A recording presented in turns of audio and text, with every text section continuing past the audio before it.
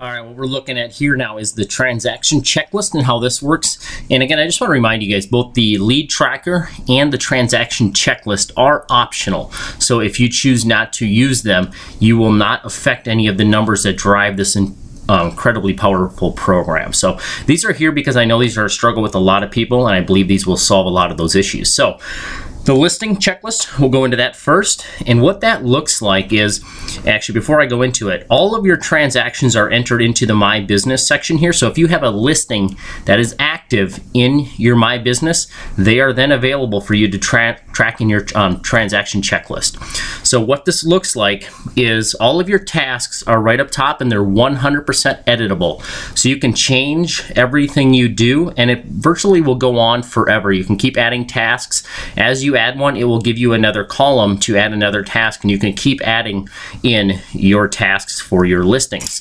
And then right below that in the hot pink, why I chose that color, I have no idea, but you can choose the days from the listing date. If it becomes 3 days from the listing date and this task is not completed, turn a salmon color and let me know. And it will also alert you on your homepage by letting you know if you have any overdue tasks. That way you can go in there and complete those.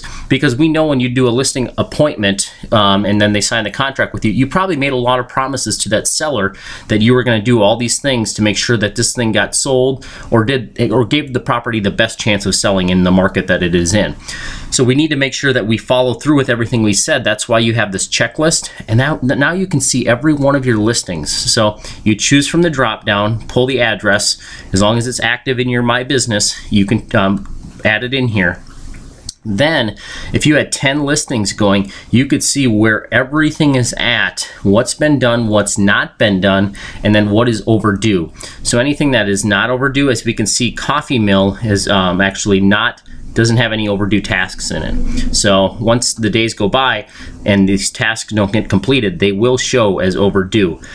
If you have team members, if you have admin people, you can add them to the task. So Sally is responsible for this, Sally's responsible for this, John's responsible for taking the photos, etc. So everything can be put in here and manage all of your transactions. You can also record the last time you reviewed that listing for a price reduction. So you need to be doing that every so often, because obviously that can refuel a listing that is maybe dying out there. A price reduction will drive traffic to a listing.